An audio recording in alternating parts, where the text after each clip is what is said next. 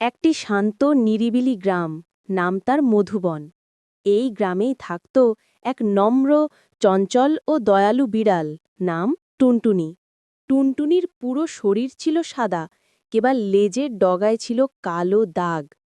চোখ দুটো সবুজ, আর চলাফেরা ছিল এমন নরম ও মসৃণ যে মনে হতো যেন মেঘের ওপর হেঁটে যাচ্ছে। গ্রামের সবাই তাকে চিনত, সবাই তাকে ভালোবাসত, কারণ টুনটুনি ছিল সবার বন্ধু। টুনটুনির সকাল শুরু হতো গ্রামের মসজিদের আঙিনা থেকে। সেখানে সে গিয়ে ইমাম সাহেবের পাশে বসে থাকত। নামাজ শেষে ইমাম সাহেব তাকে একটু দুধ দিতেন। তারপর সে দৌড়ে যেত স্কুলের সামনে। বাচ্চারা স্কুলে ঢোকার সময় তাকে আদর করত, মাঝে মাঝে বিস্কুট দিত।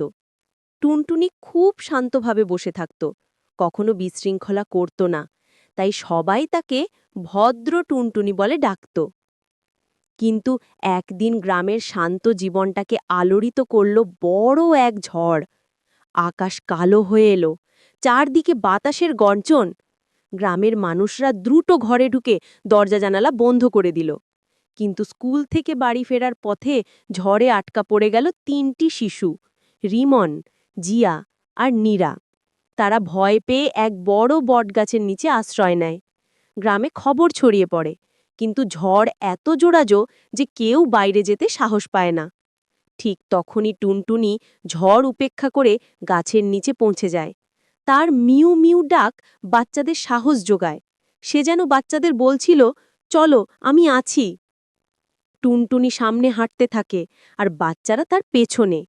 সে গ্রামের সবচেয়ে নিরাপদ রাস্তা চিনত, তাই বাতাস আর বৃষ্টির মাঝেও সে সাবধানে পথ দেখাতে থাকে।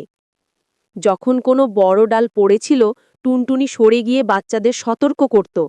তার সরু ছোট শরীরটা ঝড়ে কাঁপছিল, কিন্তু সে পিছিয়ে যায়নি। অবশেষে টুনটুনি বাচ্চাদের গ্রামের মসজিদের বারান্দায় নিয়ে আসে। সেখানে সবাই আশ্রয় নিয়েছিল।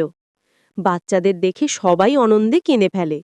সবাই বুঝে যায়, টুনটুনি না থাকলে বাচ্চাদের পাওয়া হয়তো সম্ভব হতো না। ঝড় থামার পর গ্রামের সবাই মিলে টুনটুনির জন্য ছোট্ট এক ঘর বানায়। নরম কাপড়, মাটির পাত্রে দুধ আর বিশ্রামের জন্য ছোট বিছানা, সবই ছিল সেখানে। বাচ্চারা প্রতিদিন স্কুল শেষে তাকে দেখতে যেত, তার সাথে খেলত। টুনটুনি যেন গ্রামের হৃদয় হয়ে উঠেছিল। কিন্তু টুনটুনির আরেকটি গুণ ছিল, সেই গুণ কেউ জানত না। সে বুঝতে পারত মানুষ দুঃখে আছে কিনা। গ্রামে একজন বৃদ্ধ ছিলেন, রহিম দাদু। তিনি একা থাকতেন। টুনটুনি প্রতিদিন সন্ধ্যায় তার বারান্দায় গিয়ে বসত। দাদু যখন একা কথা বলতেন বা দীর্ঘশ্বাস ফেলতেন, টুনটুনি তার পায়ে মুখ ঘষে শান্ত করত। দাদু বলতেন, টুনটুনি না থাকলে এই বারান্দাটা এত অন্ধকার লাগত। এক রাতে গ্রামে চোর ঢুকল, দোকানের তালা ভেঙে জিনিসপত্র নিতে শুরু করল। টুনটুনি সেটা দেখে ফেলে। সে দৌড়ে গ্রামের মাঝখানে গিয়ে জোরে জোরে ডাকতে থাকে। প্রথমে কেউ বুঝতে পারে না, কিন্তু ডাক থামছে না দেখে লোকজন বেরিয়ে আসে। চোর পালাতে গিয়ে ধরা পড়ে। গ্রামের মানুষ আবারও অবাক, একটা বিড়াল এত সাহসী হতে পারে।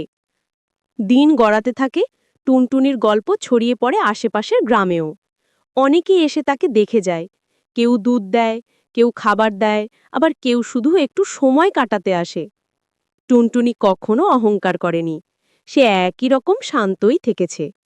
গ্রামের বাচ্চারা বড় হয়ে যায়, কেউ শহরে চলে যায়, কেউ পড়াশোনা করে বুড়ে যায়, কিন্তু যখনই তারা গ্রামে ফেরে, টুনটুনির কথা ভুলে না। বাচ্চারা বলে, টুনটুনি আমাদের শিখিয়েছে, বড় হৃদয় থাকলেই নায়ক হওয়া যায়।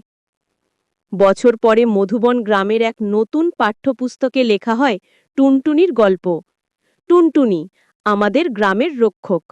ছোট্ট বিড়ালের নাম আজও সবাই মনে রাখে, কারণ সে ছিল ভালোবাসা, সাহস আর দয়ার এক নিঃশব্দ প্রতীক।